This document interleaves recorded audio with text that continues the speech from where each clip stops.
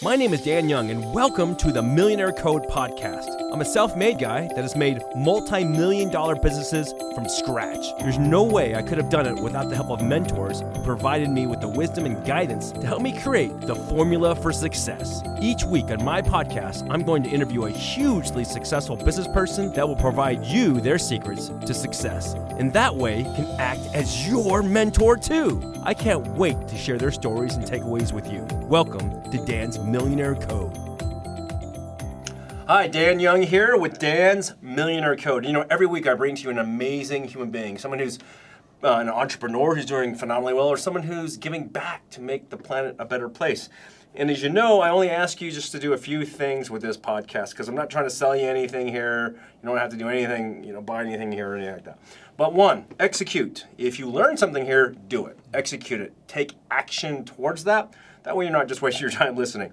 Two, share it with friends and loved ones. If you see a snippet in here or the whole thing, that's just awesome. Share it with people that you love. And three, take 10% of your financial gain from the information that you've received from virtual mentors like myself and today's guest, and give 10% of that to a great charity or cause. I really like Operation Underground Railroad, helping those kids that are being kidnapped and trafficked. Operation Underground Railroad is a good friend of ours. Please donate there with 10% of your gain. There are actually a couple sponsors of this now. There's storagewhale.com and Xidex.com, X-I-D-A-X. Xidex makes the best computers on the planet, super gaming rigs. You're going to see them at all the gaming shows. And Storage Whale, you should check out their site. They'll give you 2 weeks for free and back up all your data in the cloud so you're super protected in case you lose your phone or your computer blows up or something like that. So check those guys out. Today's guest is a good friend of mine, Greg Anderson, and let me just give you kind of a breakdown of Greg. And we actually met at the gym, working out with a bunch of friends, and we've had these hour-long talks, sometimes more, in the organic gym cafe, drinking protein shakes, right? Plant protein shakes, talking about the universe. But let me tell you about Greg, why he's so cool. He's been an entrepreneur for quite a while and has since funded more than $500 million in financing. He's also flipped thousands, this is right, thousands of real estate properties. That's incredible. Now also, he has a crazy amount of execution ability, so he's not just doing a couple of things. He's sold tens of thousands of clients online training and coaching, and he's built over 50 software and business systems. Like this resume keeps going, but I want to give you some cool stuff. He's meditated and spent time with a shaman on a few different continents, and he's turned his superpowers into creating conscious technologies meant to heal hearts and bring us together as the, how do you say this, Earthetarians? Earthetarians. Earthetarians, yes. We are. Some of us are from Earth, but some of us are from Earth and other places in previous lifetimes. It's currently we reside on Earth. That's our... currently here. Yes. Okay, so a little bit more on Greg. Again, we've known each other for quite a while. We've had some great conversations. But here's kind of a crazy thing. He actually went to go live in the jungle for the last year. There was this post he made. He's like, I'm getting rid of my Ferrari, like all my worldly things, and I'm moving to the jungle. Yeah. And looking at him now, like he's really in touch. But what's cool is when we were at the gym there, you look at him and he was like Mr. Clean Cut, looked like the gym dude. Yeah. Like tech entrepreneur. Yeah, hardcore. Grinding it out. Hardcore. And if you look at you now, you're like, man, this dude is like, he's turning into like Master Yoda and he's levitating X-Wings out of swamp bogs. Yeah, that's what I'm going for. So Greg, let me ask you some question. Yeah. Well, let's just talk about this. You've made massive amounts of money in your life. You've purposely separated a lot of material things in your life. Mm-hmm. And you've got all this crazy, tell us about your journey, man. Like how you got crazy rich, how you parted, how you all these things you've done, man. It's crazy. It's pretty cool. It actually started because my high school guidance counselor told me, Greg, college isn't for everyone. I think you should just stay in construction. I was dyslexic. There was just things. I was in the resource English in these classes. And I spent a little time thinking that I was who they told me I was. Mm-hmm. And then one day, I just decided I wasn't going to be that guy. So I went back to college, I went into computer programming, and I learned that I was really good at systemization, at creating systems. I look back now, and I used to look at businesses like a Tetris board. And we'd be sitting in a boardroom, and you could tell me what your problems are, and I would watch them fall in front of my eyes like Tetris blocks. And I'd say, oh, this part goes right here, and this part goes right here. And if we make that one and we twist this customer service, this piece, if we twist the merchanting this week, we twist, then all of the blocks would fall into place. And it just kept evolving and evolving. And so going into the mortgage market and the finance market just made sense because the systems were really easy. We just, had these people do this. It was like, you just took me through a walk through your back office here of just, wow, the amount of cool things that are being built. Assembly line processes, right? And they're all very customized, but it's all very much built into a system. And so I learned whether it was mortgages or whether I was selling digital content or coaching, that systems just made sense to me. And so the flow was really fast. I mean, I went from a construction worker when I was about 23, in that $40,000, $50,000 a year round. I was doing my thing. Doing okay, right? Yeah, I was doing okay, and I was kind of the top of where I was at that moment in life. And then I stepped into finance, and it went to six figures in like 6 months. And then it went up to $500,000 inside of a year and a half of that 6 months. Wow. Which was wild. Like, I thought it was going to be awesome to just first start to make a lot of money. I didn't realize that there was actually work and emotional strains that came. It started really ramping because you did transact over $500 million. It's like it just skyrocketed. Wow. Skyrocketed. It's crazy. Yeah, and it was unique. And for the entrepreneurs that are out there, something that I didn't learn was that as you make money and you didn't come from money, there was a whole new set of guidelines for you, a whole new set of rules. People looked at you a little differently. Friends and family wanted different things from you. It was this really unique thing. Like there's a lot of content to teach people how to make $1 million, but less to teach you how to keep it. That's right. And so that ride was really cool and very fun. The finance part of it, it just went through the roof. And it lasted for a couple of years, and I left this space not knowing that it was kind of an internal struggle. I didn't know why people were paying me so much money. I couldn't. That's interesting. I couldn't. Why are you paying me this? Yeah, I couldn't recognize that it was the value and the creation and all these things, right, that I brought to the table. I just couldn't figure it out, so I left. Wow. Yeah. And this is crazy because just following you as a friend on Instagram too. When you're in that mode, a lot of that, I mean, like everybody's like commenting, liking, sharing. Yeah. You're like, oh, look at this dude, he's got a Ferrari, he's making millions of dollars, he's a wild man. Yeah. Yeah. That's crazy. Yeah, it's interesting. It's a new experience, right? It was something new. I thought it would be all rainbows and butterflies, and there was a little bit more to it. Keeping it, tracking it, not doing stupid things, which I tend to do weird things at times, like moving to the jungle and, separating out myself. When that transfer happened, I was at a place in life where I really wanted to grow, and I realized, all of the employees for our companies had been remote for a couple years, and I was working out of my house, and I was a single dad, working on either my kitchen or my office or whatever. For 5 years, I was remote, but I lived and worked out of my house. And one day I was like, I wonder if I could do this somewhere else. What would it be like?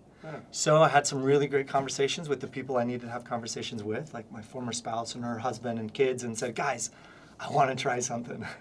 I'm going to go for a month or two, and I'll come back every 5 weeks. I'll stay with you for a week so we have our family time, because that was important. And as a single dad, our time got a little bit more stretched as the kids started to grow older. My daughter has dance like 10 hours after school a week, and just these things. And so we said, let's try it. And that lasted for 15 months. Wow. Yeah.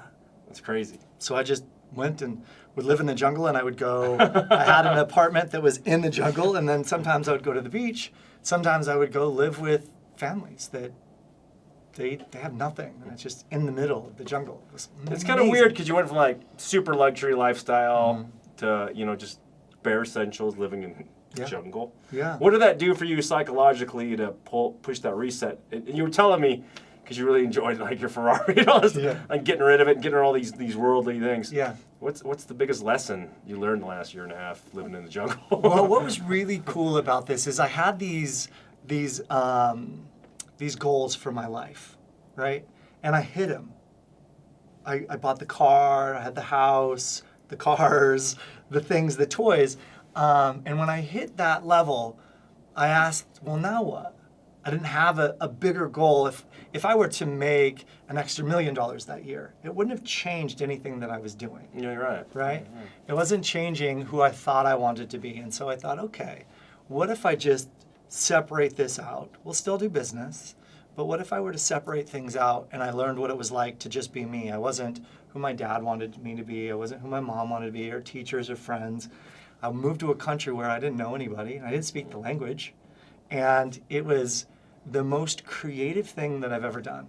Your mind separates out all those, like, you have pancakes the certain way.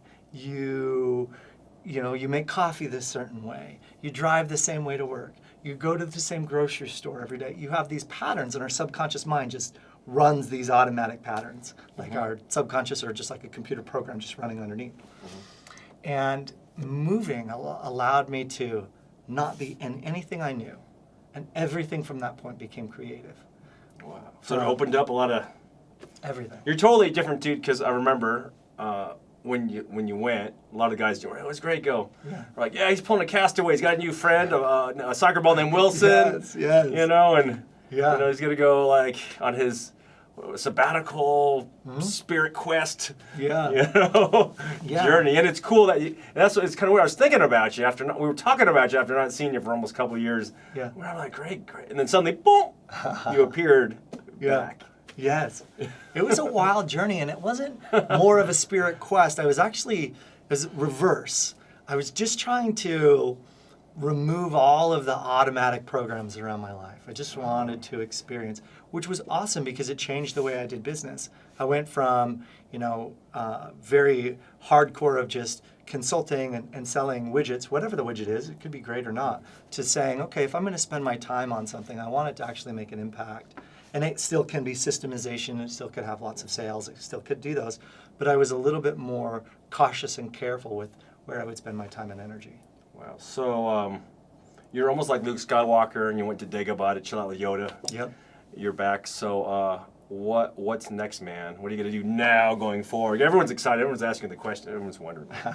What are you doing, man? Change the lifestyle, push reset, lived on Dagobah with Yoda. Yep. Now you're back. What's going to be happening now? Well, while I was in Dagobah, I decided to finish my second divorce book because I published a first divorce book a couple years before. What's that called? The first one's called The Selfish Divorce. Okay. The next one is called Love Without Loss. Love Without Loss. Yeah, it's weird what happens. It comes out of you when there's no distractions. I finished a group meditation software, so it's an iOS, Android platform. Oh, it's cool. I downloaded it. Where can people find it? What's it called exactly? OneMind Meditation, and it's in OneMind. iOS or Android. Cool. Which just allows people, anybody from around the world, to hold a prayer or a meditation and allow people to stream in and connect. Wow. I kind of looked at it like Simultaneously. and we can hold thousands of them at the same time with thousands of people that are connecting. It's all, let's say you wanted to have a family prayer, Right. and you're in New York, and you want to do it with all of your extended family. You could use a platform like Facebook. And I look at this energetically, like, I'm pretty intuitive. I look at this like holding a prayer in the middle of Walmart. It's just people are popping in and out, and it's just Weird. weird. Facebook, yeah. So the platform was just to keep it just meant for this. Cool. Just Very focused. connected, very focused I like on that love and light, or maybe grandma's sick, or maybe breast cancer awareness. Huntsman Cancer Institute is putting together an event, and they want to hold a meditation for breast cancer, and they want to put 10,000 people on it. Well, they can pull out their cell phone, click go live, and all of those people just stream in automatically. There's a lot of power to that. 10,000 human minds focusing on the same thing. Yeah. And being that I am a scientist, I used to think, well, that was kind of crazy. And my wife's been talking to me a lot about it and stuff too. Yeah. But as I get older, there's more and more connections of how we're all connected. Sure. It's almost like Star Wars, like the Force, man. We're all, everything is binded together, and we're all connected. Because the weirdest coincidences happen that don't seem coincidental. No, absolutely.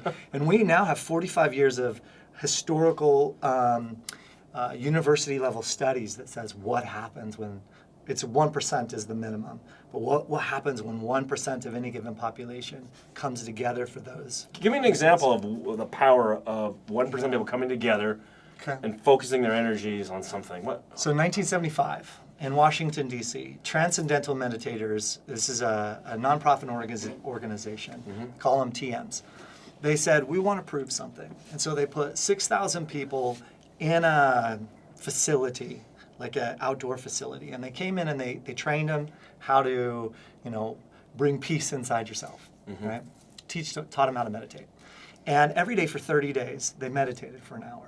And then the city, as like a good business has all your KPIs. They want to know your key profit indicators. Yes. So yes. every city has this too. They're looking at crime rates, they're looking at accidents, they're looking at natural disasters, everything to tell you how well a city is doing.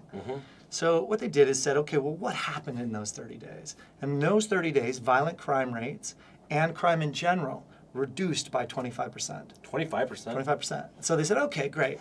What percentage, in science, we say what percentage over chance is that it could be an outside influence, right? So you roll the dice in Vegas, red or black, 50-50.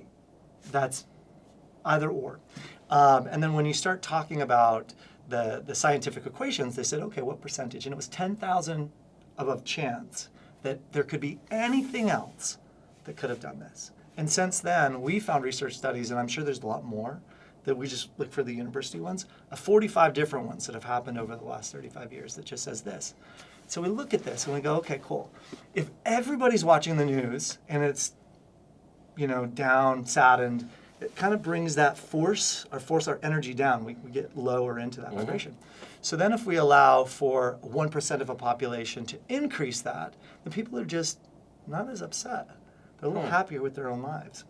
And so now we have research studies backing what's actually happening.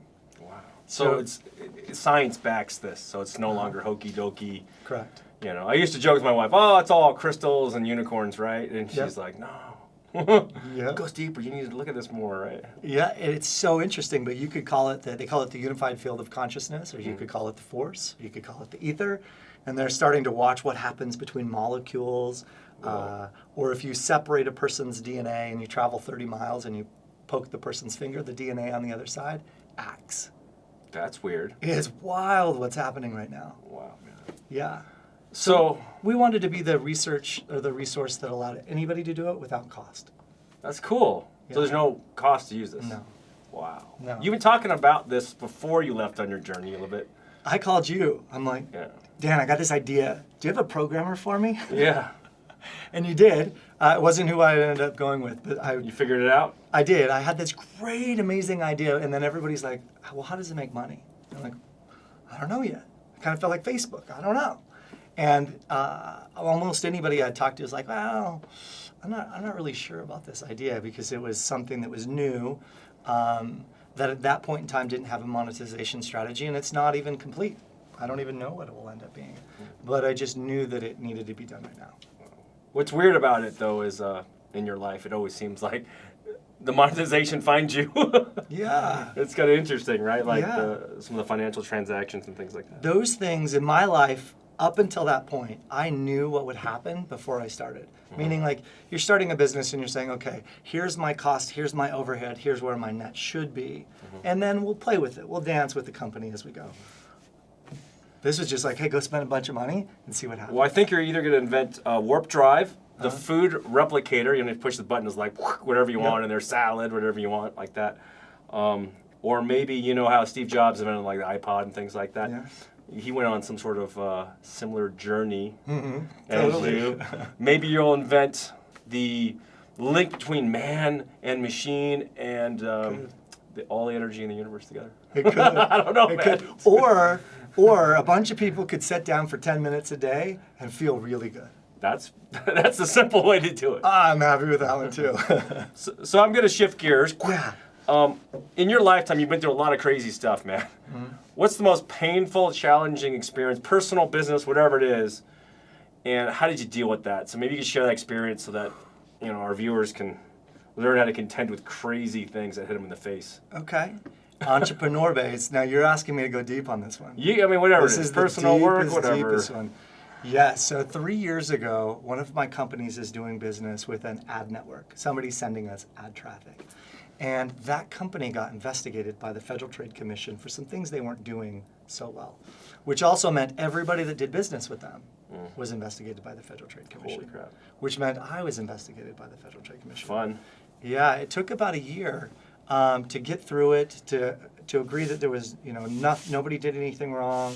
There was no, we didn't actually have any customer complaints, but I got to be on the other side of what happens in business when you're doing really well and somebody just wants to poke, or you're doing business with people where you're like, I really feel pretty amazing, but I kind of feel a little bit like I have some weird vibes going on between the people.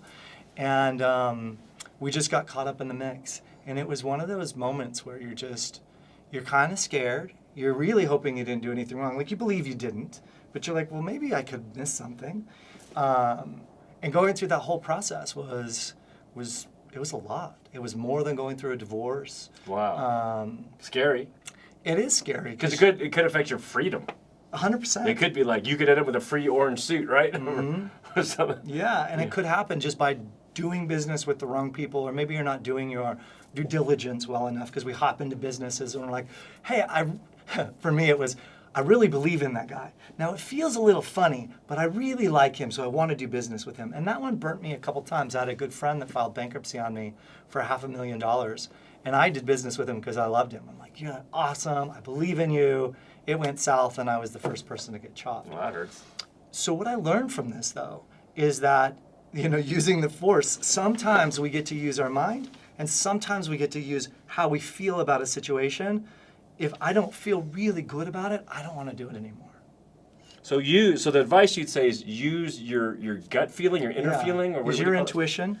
Use your intuition. And your mind. Okay. Do the due diligence. But if it doesn't smell right, that might not be right. So it must smell right. Yeah, I think so. Is that your rule now? Yeah. Okay. Yeah, I don't want to touch anything unless if it's 100%. That's good. Yeah. That's pretty killer advice, man. Yeah. So you made it through. Yeah, made it through, built 2 companies while I lived in the jungle afterwards, wrote a book, like... Yeah. You're all like, now that I see it, like, you're like glowing with all this freshly found energy you got from Dagobah and all these experiences. Yep. And now you're ready just to unleash that onto something awesome. Yeah. Which is cool, man. Yeah, it's a lot of fun. Oh, man. All of this stuff, even Earthetarians. Earthetarians is the belief system that right now we all live on planet Earth, which means we all drink water, we all eat food, and we all have some kind of shelter. And so there's so many fights and wars and things that are going over natural resources for them over there and them over there, and my religion is cooler than your religion.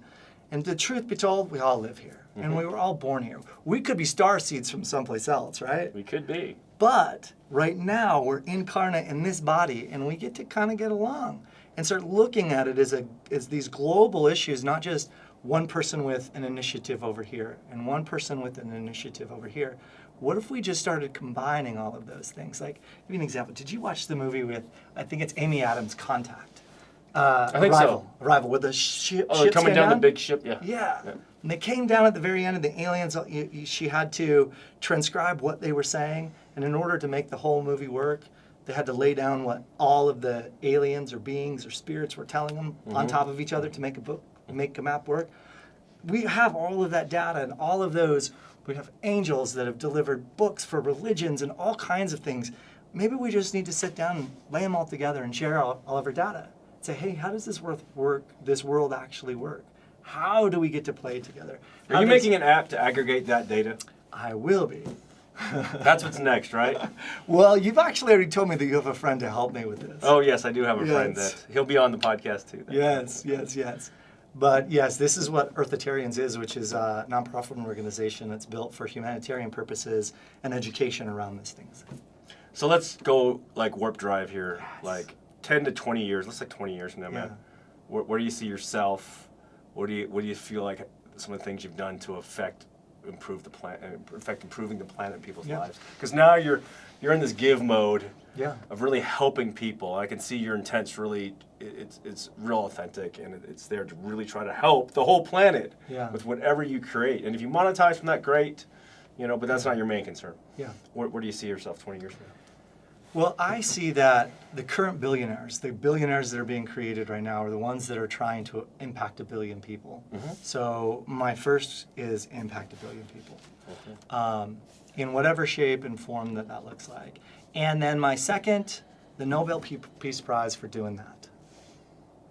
Oh, Why not? that's your shoot BHAG? big? Yep. The Nobel Peace Prize, dude. Yep. That's a big, huge prize. Bring some people together, lower some crime rate, lower some terrorists, threats, by having everybody just feel a little bit better. And it doesn't need to be induced by a drug or alcohol, right? It can just be finding the. You're all little bit more peace natural in here. now. I am Right? all natural You're not now. putting any artificial No. downers, uppers, anything. You're just all pure Yeah. awesomeness. This is Yeah. cool. Yeah. Okay, so to respect your time and everyone's time, Yeah. what's the last just big piece of wisdom, experience, or advice you could share with the Yeah. audience? Because a lot of these people out there are looking at starting businesses and growing and scaling like you have, and hopefully not going through some of the tough times like No. that. But everyone experiences different things. What's your big piece of advice for Awesome. these viewers? So for anybody that's either starting out or in between, I would love you to understand, number one, why you're doing it. Sometimes we're just trying to make money. And when we're just trying to make money, we don't have enough why to stick when things get hard.